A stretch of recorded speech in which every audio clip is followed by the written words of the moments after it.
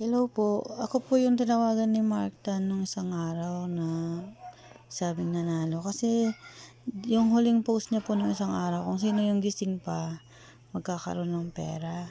Ako po hindi na po ako nakakatulog ng maayos sa dami ng bayarin at minumura na nga po ng pinagkautangan na 2,000 lang na pagmumura pa ako. So, gumagawa po ako ng paraan na magkapera.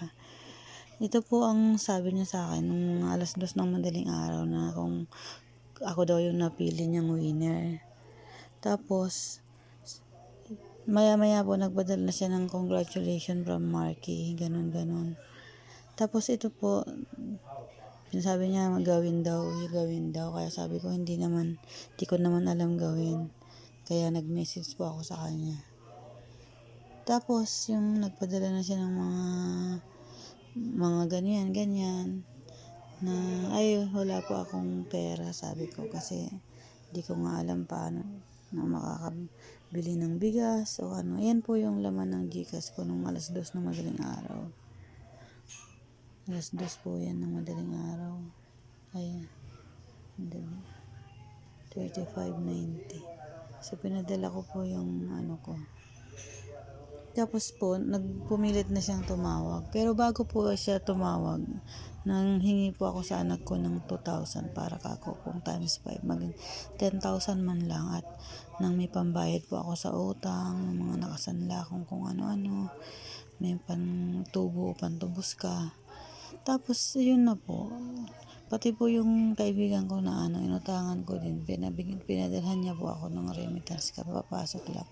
Nandyan po yan sa transaction ng GCash na nakalagay po nakalagay po sa transaction yung sandali. Ayan po yung mga pinadala sa akin ng Marktan na nanganalo ako. Sila yun, may gagawin ka pag pinadalhan ka nila, may susundin kang ayan po yun, kaya register. Tapos yung sa GCash ko naman po, sana yung transaction doon. Ang GCash ko naman po, as in 35 pesos po yung pera ko. Tapos yung kaibigan ko na nagpadala, yan po, remittance.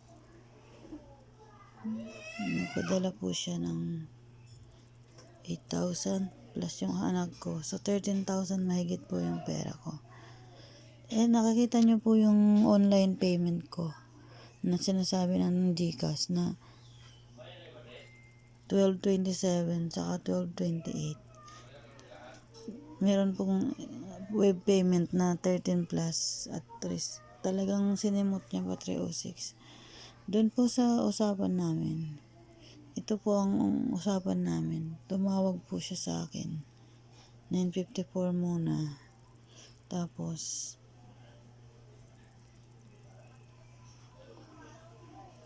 ayan na po yung mga 12 something na po. Tumawag na po siya. Ayan. 12:11. Pambayad. Tapos tinawagan niya na po ako. Tingnan niyo po. 12:13 po. 5 minutes saka 10 minutes. So, paano ako makakapag-transact kung ako na siya ang kausap ko? Tapos ngayon, tingnan nyo tatawagan ko hindi niya sasagutin.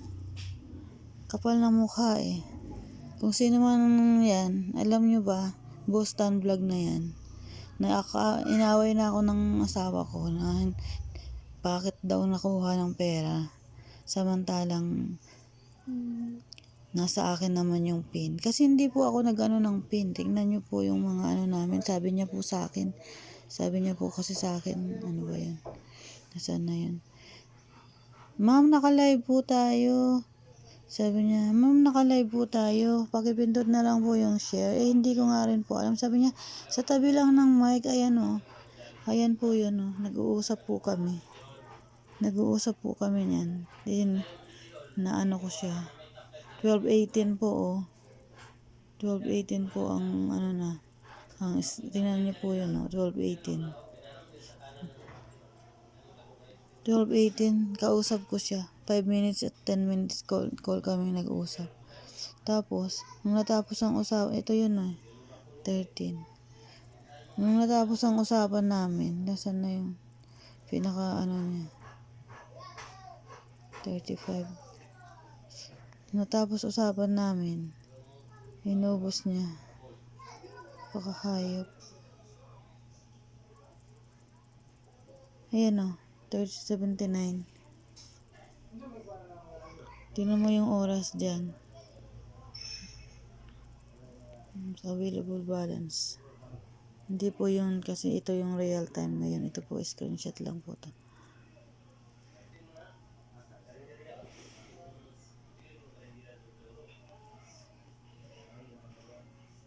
Ayan, screenshot ko po na mga screenshot ko kasi yan Ayan. Ayan, 12:40 po. 12:40 po yung oras dyan. Ayan, nasa blue. 12:40 po yung oras. Ganon siya kahayop para makuhanan niya ng ganon lang. Di mo ba alam, Marktan, na hindi na ako nakakatulog, kakaisip sana ako kukuha ng pera. Tapos, nagkautang-utang ako ng pera pambayad. Kinuha mo lang kung saan ng web payment na ginawa. Katarantaduhan mo, hayop ka. Hindi ako pala murang tao, pero dahil sa'yo, tangina mo. Mamatay ka na, mabungguan ka ng kung ano dyan. Yung Marktan, na totoong Marktan, kung hindi ikaw yung nang-scam sa akin, tulungan mo naman ako. Kahit makulong na lang yung matrace. Pinambayad sa webpay. Shopee daw, sabi nung sa GCash, nag-report ako.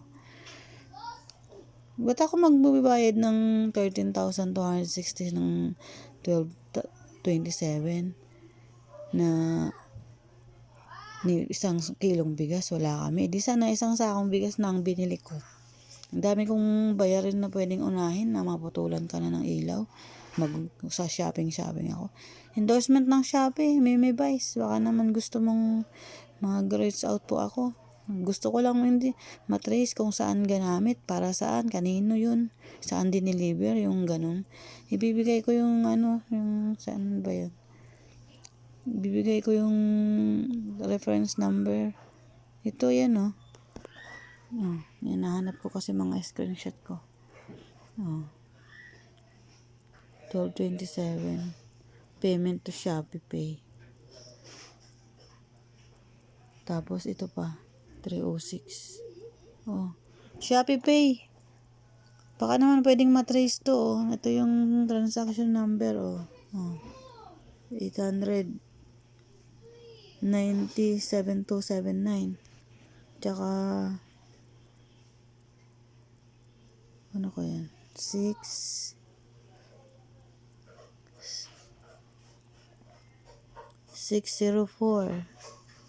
145738. Yun na lang may tulong nyo. Gusto kong malaman saan napunta yung pera. Kasi hindi naniniwala asawa ko sa akin. Kala niya kung saan ko Nakita nyo po ang ebidensya ko. 12:28, 12:27. Magkausap kami ng Mark mula anong oras. Ayan 12:17, 12:13. Tumawag siya. 5 minutes, 10 minutes. Pakahayop mo, tangina mo.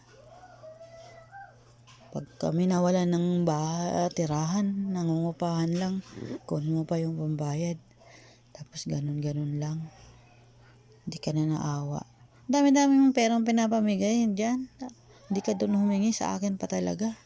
Ako naman, umaasa ako. Sabi ng katangahan ko daw, umaasa kasi ako. Di nyo kasi alam kung ang pakiramdam ng wala na kang kinakain ng maayos. Nasa posisyon kami na kahit pambili ng toothpaste, bigas, o kung ano, wala.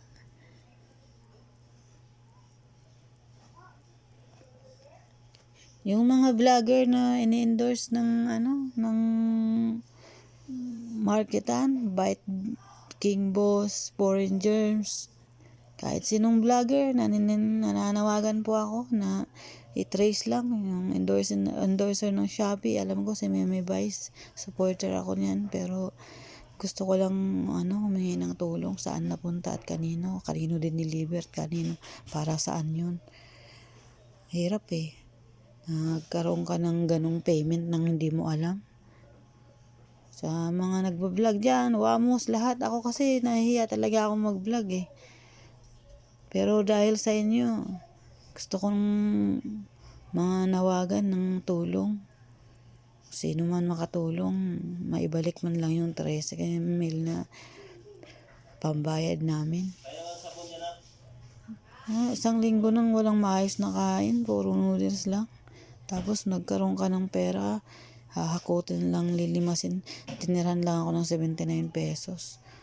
Paka-salbahe. Sino ka man, sinusumpa ako, mamatay ka na, hayop ka, napamura tuloy ako sa'yo.